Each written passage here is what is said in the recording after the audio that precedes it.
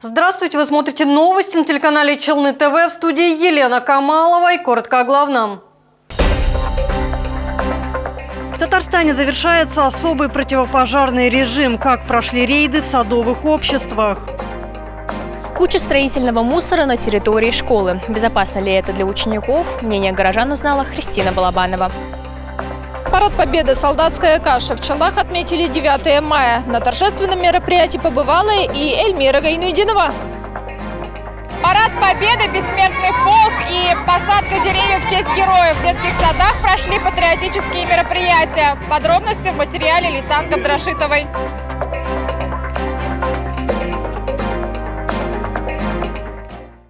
Сегодня в Татарстане завершается особый противопожарный режим. Напомню, он действовал с 17 апреля по 10 мая. В этот период было запрещено разжигать сухую траву и ветки, жарить шашлыки на природе. В дачных товариществах пожарные проводили рейды, напоминали садоводам о мерах безопасности. Знают ли они об элементарных правилах? Ответ озвучим в нашем материале. Вот у нас эта яма. Яма для складирования сухой травы и веток. Из-за особой противопожарной безопасности сжигать мусор запрещено. Когда запрет снимут, то все утилизируют в бочки или используют для мангала. Потом будем порубим и сожжем. Все, шашлыки жарить будем на этом мусоре. Так что все у нас нормально. Все хорошо. Другие садоводы бытовика также уверяют, у них тоже все хорошо. О мерах безопасности они знают, поэтому не создают опасных ситуаций. К тому же близкое расположение сообщества к водоему также им на пользу, отмечают дачники. Стараемся не жечь, когда ветрено, когда жара. Вот пока не ждем. Ждем, когда позеленеет. Вот сейчас мы складываем пока. Такие рейды проводятся ежегодно весной. Проверяющие объезжают все садовые общества. В преддверии этих рейдов проводим профилактические инструктажи с председателями садоводческих товариществ. На данный момент по Тукаевскому району провели в 16 сельских поселениях. С общим охватом это порядка 108 садоводческих товариществ. А уже председатели доводят информацию до других садоводов о том, что в особый противопожарный режим нельзя складировать и сжигать мусор. В ходе проверок СНТ основные нарушения, которые мы выявляем, это неочистка территории от сорной травы либо мусора. Прилегающая территория также часто очень не очищена. Также временами есть не совсем сознательные граждане, которые, несмотря на запреты, сжигают траву. За данное нарушение садовому обществу выносится предостережение. Также виновные наказываются в соответствии с Кодексом об административных правонарушениях. Эльмира Гайнудинова, Кирилл Хабзей, новости Челны ТВ. Тем временем серьезный пожар случился в праздничные выходные в Тукаевском районе. 7 мая в селе Мусабай-Завод загорелся жилой дом. К счастью, никто не пострадал. Подробнее в нашем сюжете. В деревне Мусабай горит крайний дом. Как мы видим, работают пожарные. По предварительным данным, жертв нет. К моменту прибытия пожарных подразделений частный дом был полностью охвачен огнем. Люди успели покинуть здание. По информации МЧС, внутри дома была сауна. Пожар произошел в парильной. О пожаре сообщили сами собственники. Во время топки, зайдя в парилку, увидели то, что горит стена и потолок в районе расположения печной трубы. О случившемся сообщили в пожарную охрану, сами потушить не смогли. Известно, что дом был не застрахован. Причина пожара сейчас устанавливается. Рассматриваются две версии произошедшего. Неправильный монтаж, либо неисправность печного оборудования, сообщили в МЧС. Елена Камалова, Артем Колесов, новости Челны ТВ. К теме народных новостей. Челнинцы недовольны качеством проезжей части возле рынка Тулпар. Дорога вся в ямах. С похожей проблемой столкнулись и жители дома 2717. Предподъездная территория в ямах и трещинах. Возмущение у горожан вызывает и строительный мусор возле школы номер 44. Христина Балабанова далее. Сейчас мы находимся на территории 44-й школы. На данный момент здесь проходят работы по капитальному ремонту. На территории образовательного учреждения имеется строительный мусор, но доступ к нему закрыт такой вот ограничительной лентой. Но несмотря на это, некоторые из челнинцев считают это небезопасным. Сигнальная лента – это все, что предупреждает об опасности. Но челнинцы сомневаются, что она может остановить подростков. Ну, конечно, опасно. Там же везде стекловато валяется. и детям опасно, я думаю, будет. Некоторые челнинцы отметили, что мусор складируется на короткое время. За разъяснениями наша съемочная группа обратилась в исполком. В школе номер 44 ведется капитальный ремонт, поэтому возможны временные неудобства. Строители вывезут данный мусор. Мы гуляем каждый день и наблюдаем, что в принципе ситуация меняется. Не так, чтобы она лежит неизменно и лежит. То есть вы замечаете, что мусор все-таки вывозят?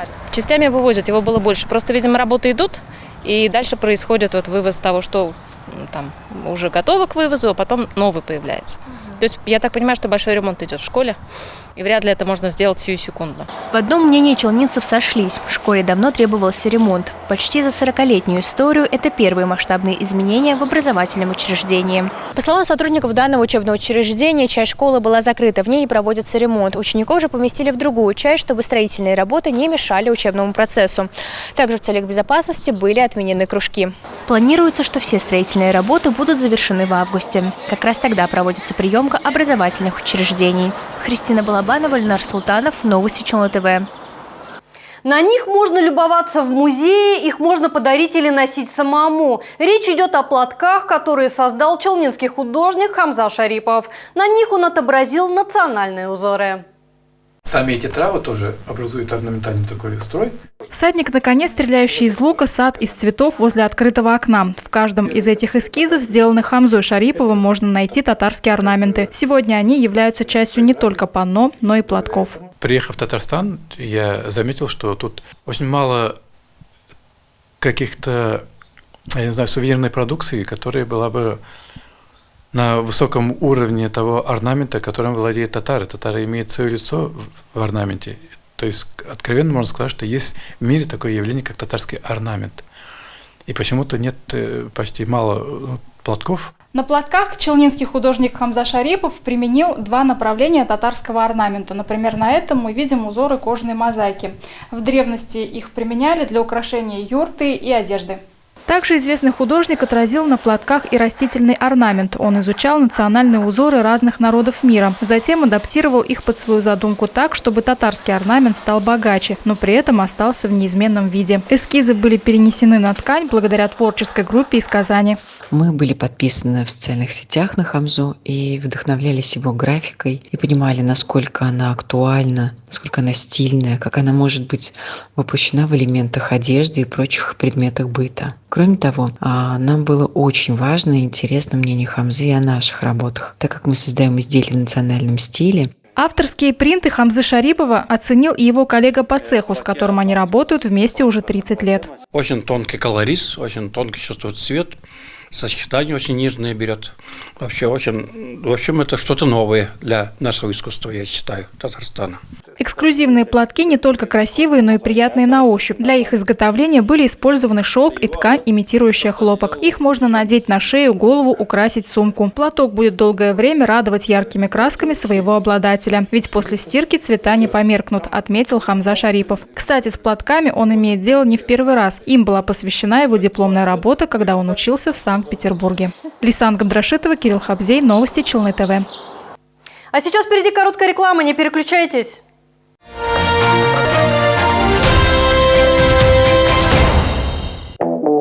Посмотрели финал.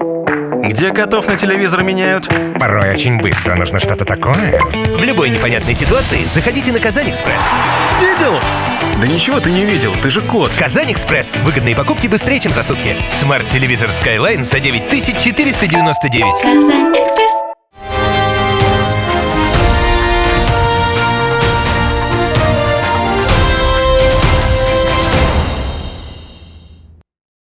Вы смотрите новости, мы продолжаем. В Челнах отметили 78-ю годовщину со Дня Победы в Великой Отечественной войне. Традиционное мероприятие началось с возложения цветов памятнику Мусе Джалилю. А затем все действие разворачивалось возле мемориального комплекса «Родина-Мать», где побывала и наша съемочная группа. Давайте еще раз вспомним, как в Автограде отметили 9 мая. Когда началась война, Муфтаху Нурдинову было 15 лет. Будучи подростком, он работал наравне со всеми, а через 2 года отправился на фронт. Набрали город Уфу обучать. Там мы 6 месяцев обучали. Приехали с комиссии в Москву. И набрали 250 курсантов, 43 курсантом для десанта воздушной армии. Из Челнов на фронт отправились более 14 тысяч человек. Они вошли в составы стрелковых, бомбардировочных авиационных дивизий, танковых и других бригад. Тяжело было. Наступали, отступали. Вот такая война была. Вот. С начала войны до конца служил. В этом году гостями парада стали и нынешние военнослужащие. Как и ветераны Великой Отечественной войны, они встали на защиту Родины, как их прадеды и деды. Со стороны отца дед он тыловик, а со стороны мамы дед он боевой. И как бы надо соответствовать своим прадедам, дедам. Дед участвовал в Курской битве, форсировании Днепра. Если бы он сейчас был бы жив, он бы, наверное, не поверил бы в это, что, скажем так, его внук то же самое же форсировал Днепр. Я добровольцем пошел, потому что дети не должны видеть войны, дети не должны страдать, не должны тем более умирать. Я хотел внести свою лепту в это общее дело. Этот парад в первую очередь в честь них, ветеранов Великой Отечественной войны и нынешних военнослужащих. Участниками шествия стали ученики кадетских школ, студенты вузов и СУЗов, сотрудники МЧС, правоохранительных органов. А завершала шествие боевая техника, которая изготавливается в республике, в том числе и в Челнах. По традиции не забыли и тех, кто никогда не вернулся с полей сражений. А таких в Автограде 5000 человек. Их почтили минуты молчания и возложением цветов к вечному огню. Ведь их подвиг также вечен. Эльмира Гайнудинова, Ленар Султанов. Новости Челны ТВ. В Челнах стала традицией разворачивать полевые кухни. Этот год тоже не стал исключением. Жители и гостей города угощали солдатской кашей из крупы, тушенки и сливочного масла. Не обошлось без сюрприза. Какого именно? Об этом более подробно расскажет моя коллега Эльмира Гайнудинова. Торжественные мероприятия проходят одновременно на 3 площадках. Наша съемочная группа работает в Парке Победы, где здесь в данный момент готовят солдатскую кашу. Ради этого в родной город из Лисичанска на несколько дней приехал Рустам Гатин. Так, на приготовление гречневой каши потребовалось около 300 килограммов крупы, 300 банок тушенки. А это 2500 порций. Впервые в этом году волонтер вместе со своей командой угощал гостей праздника еще и перловой кашей. Перловки экспериментально приготовили немного, где-то около 300 порций. Если все хорошо пройдет, всем понравится, то на следующий год будем увеличивать количество перловки, а может быть даже и ассортимент каш разнообразим. По словам Рустама Гатина, он вместе с командой может приготовить и гречку, и перловку, и пшено. А вот челнинцы отмечают, одно остается неизменным. Каша всегда получается очень вкусной. Ой, нам так все понравилось. Мы первый раз попали на такое мероприятие. Нам дали кашки, чаю, еще и по апельсинке. Очень вкусная каша. Еще и апельсины в придачу. И чай сладкий. Спасибо большое. Каша бесподобная. Бесподобная. С тушеночкой. Очень вкусная. Очень вкусная солдатская каша. Самая настоящая солдатская каша. Солдатской кашей подкрепились, а значит силы появились, шутили челнинцы и гости города. Ведь на 9 мая традиционно на Майдане проводят концертную программу с выступлением творческих коллективов. А в завершении праздника – салют. Эльмира Гайнудинова, Ленар Султанов. Новости Челны ТВ. Аллея Победы появилась в детском саду Белекейш. Воспитатели, родители и дети приняли участие в эколого-патриотической акции по посадке голубых елей. За процессом наблюдала и Лейсан Габдрашитова. С 10 утра здесь кипит работа. Воспитанники детского сада Белекейш трудятся дружно. Родители и воспитатели сажают деревья, мальчики и девочки поливают саженцы. Все при деле. Посадка деревьев – это важное в экологии, то есть очистка воздуха. И мы к этому готовились, то есть 2 недели. Сначала мы вскопали это все, подготовили вместе с родителями. Каждый саженец посвящен погибшим героям в ходе Великой Отечественной войны. Сегодня я посадил ель в честь моего прадедушки. Моего прадедушку зовут Белоусов Григорий Захарович. Он на войне был домовиком. Это такой человек, который запускает дымовые завесы. Гордость, волнение. И будет приятно, когда дети выпустятся, будем ходить в школу и будем наблюдать за нашей елкой, как она будет расти. Всего участники эколого-патриотической акции высадили 9 голубых елей. Позже вокруг детского сада номер 104 прошло шествие бессмертного полка. Танковые войска – это стальная броня армии. По площади детского сада номер 126 шагают танкисты, солдаты, моряки, бригада медицинских сестер. Праздник, посвященный Дню Победы, открыл торжественный парад. Сегодня я в образе пионера. Я так горд, что я участвую в этом параде. Сегодня в 4 часа утра, без всякого объявления войны, Дошколята показали мамам и папам театральную постановку, пели песни и читали стихи. Активные родители тоже продемонстрировали свои таланты. Выступили с танцевальным номером, который репетировали в детском саду почти каждый день. В завершении праздника детей угостили солдатской кашей. Лисан Габдрашитова, Артем Колесов, новости Челны ТВ. В Челнах прошел первый этап первенства и чемпионата республики по картингу на Кубок КамАЗ. Именно с этих соревнований открывается сезон гонок. Поболеть за пилотов и пожелать им удачи отправилась и наша съемочная группа. В Челнах проходит первенство и чемпионат республики по картингу. На эти соревнования приехали более 130 сильнейших спортсменов со всех уголков России. Участие в соревнованиях приняли и пилоты команды КамАЗ-Мастер, например, Эдуард Николаев. По словам именитого покорителя скоростей, свой путь в большой спорт он начал в 11 лет с картинга. И до сих пор он не пропускает гонки. Внимание Эдуард Николаев привлекает издалека еще и своим шлемом. Здесь никаких рамок нет, поэтому кто как хочет, так и разукрашивает. Мне вот нравится мультик «Маша и медведь», поэтому я сделал такой. Чтобы всегда было настроение и улыбка у тех, кто смотрит на нас. Спортсмены сражались в 8 классах. Именно с этих соревнований открывается гоночный сезон. Всего за лето запланировано 6 этапов в рамках первенства и чемпионата республики по картингу. 3 из них пройдут в Челнах. Но самые запоминающиеся, конечно, первые, отмечают участники. Сегодня мне все понравилось. Моим основным соперником был Сотников, и я хорошо выступил. Соревнования отличные, организация тоже хорошая. Трасса довольно-таки приятная, но погодные условия не очень. В командном зачете лучший результат показал КамАЗ-Мастер Юниор. На втором месте расположились профи из Лениногорска. Эльмира Гайнудинова, Ленар Султанов. Новости Челны ТВ.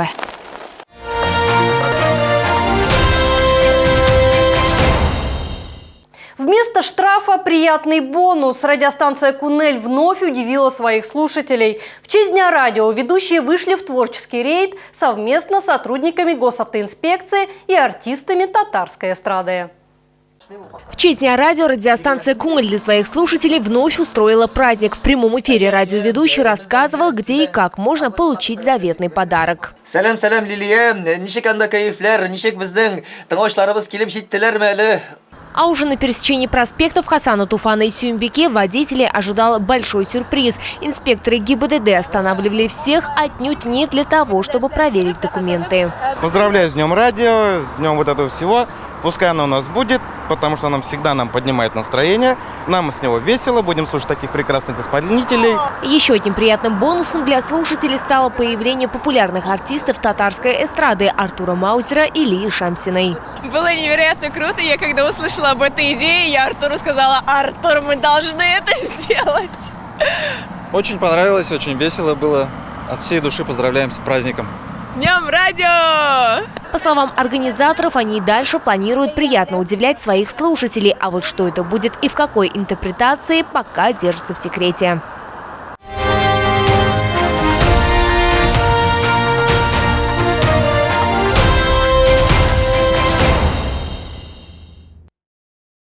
Это все, о чем мы успели рассказать вам сегодня. Далее вас ожидает прогноз погоды. Сразу после него новости на татарском языке. В студии работала Елена Камалова. До новых встреч!